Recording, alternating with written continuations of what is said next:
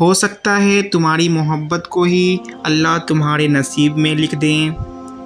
اور پہر میں نے لوگوں سے زیادہ اپنے اللہ کو راضی کرنا مناسب سمجھا۔ سورہ نوح ہمیں یہ بتاتی ہے کہ اللہ کی محبت کے بغیر تم زندہ نہیں رہ سکتے۔ اللہ کا حکم سنو، اللہ سے ہدایت مانگو۔ اگر تم اللہ کی نافرمانی کرو گے تو اس کا عذاب سخت ہوگا۔ اللہ آزماتا ہے اپنے پسندیدہ بندے کو اس چیز سے جو اسے بہت پیاری ہوتی ہے، تاکہ اس چیز کی طلب انسان کو اپنے رب سے ملوا دے اور وہ اسی سے امید رکھے۔ درد کتنا بھی ہو، اللہ کے آگے رونے سے سکون میں بدل جاتا ہے۔ آزمائش بھی اللہ کی طرف سے تمہارے لیے یقین کا امتحان ہے۔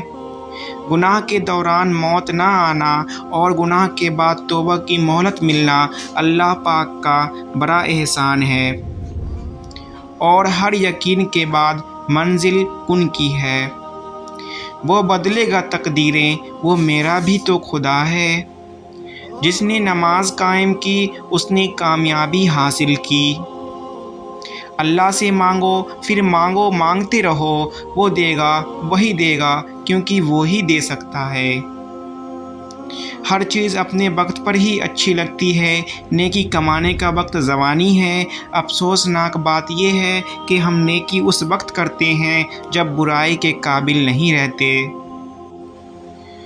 قرآن پاک پتھر دلوں کو موم کرتا ہے، ٹوٹے دلوں کو جوڑتا ہے اور بیمار دل کی شفا ہے۔ وہ بھیجے گا مدد، سنو تم دعائیں کرتے رہنا۔ پریشان کیوں ہو، تمہارا اللہ بہترین عطا کرنے والا ہے۔ تہجد بہت خوبصورت عبادت ہے، جہاں کچھ ملے یا نہ ملے لیکن رب ضرور مل جاتا ہے۔ ایک سکون ہے، جب عادت ہو جائے بنا پڑھے سکون نہیں ملتا۔ اس پر یقین اتنا مضبوط کر لو کہ آج نہیں تو کل، کل نہیں تو پرسوں ان دعاؤں پر بھی کن کہہ دے گا جو ناممکن نظر آتی ہیں۔ سنو تمہارا رب سب سنبھال لے گا، اس پہ یقین رکھو۔ کچھ رشتے اللہ تعالیٰ خود ختم کرواتا ہے تاکہ ہماری زندگی خراب نہ ہو سکے۔ بے شک وہ جو کرتا ہے بہتر کرتا ہے۔ طویل سجدے آزمائشوں کا دورانیہ مختصر کر دیتے ہیں۔ تمہارے لیے بہترین تعلق وہ ہے جو تمہارے عیب جان کر بھی تم سے تعلق نہ توڑے، اور بے شک وہ تعلق اللہ کے سوا اور کوئی نہیں ہے۔ ایک وقت ایسا آئے گا کہ تم صبر کرتے کرتے اللہ کے اتنے قریب ہو جاؤ گے کہ ابھی دعا دل میں ہی ہوگی اور اللہ کن فرما دے گا۔ میرا رب ہی ہے جو ہر مشکل کو آسانی میں بدلتا ہے۔ جب انسان اپنے اللہ پر اس قدر بھروسہ کر لیتا ہے کہ اللہ کے سوا کوئی بھی اس کی ضرورت پوری کرنے والا نہیں، تو اللہ تعالیٰ بھی اپنے بندے کو مایوس نہیں لوٹاتا۔ دعائیں نصیب سے نہیں بلکہ نصیب دعاؤں سے بدلتا ہے۔ تم اتنے یقین سے مانگو کہ تمہارے یقین کے بعد کہانی معجزوں کی لکھی جائے۔ آپ کسی کو بھی دو چیزوں کے لیے زبردستی مجبور نہیں کر سکتے، ایک محبت، دوسرا عبادت۔ دونوں دل سے ہوتی ہیں اور دونوں کا رشتہ روح سے جڑا ہوتا ہے۔ جو خود کو اللہ کے حوالے کر دیتے ہیں ان کی قسمت کی الجھی ڈور کو اللہ سلجھا دیتا ہے۔ جب تھک جاؤ تو اللہ کے سامنے جھک جایا کرو، کیونکہ لوگ تھوڑی سی غلطی پر چھوڑ جاتے ہیں لیکن اللہ تھوڑی سی عبادت میں بھی تھام لیتا ہے۔ اپنی سب راز اللہ کو بتایا کرو، اس سے بڑھ کر پردہ رکھنے والا کوئی نہیں۔ اللہ صرف تمہارے راستوں کو موڑتا ہے، تمہاری دعاؤں کو نہیں۔ وہ تمہیں اپنے طریقے سے تمہاری من پسند منزل تک لاتا ہے۔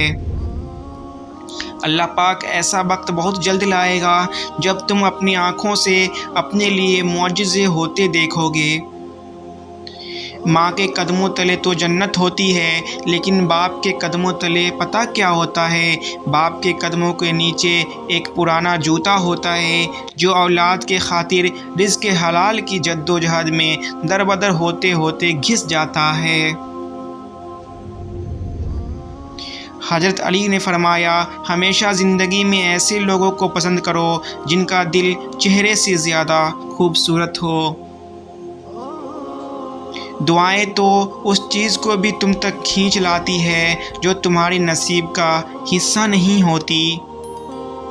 نماز کو محبت سمجھ کے ادا کرو گے تو اللہ پاک اگلی نماز کے لیے تمہیں کھڑا کر دے گا۔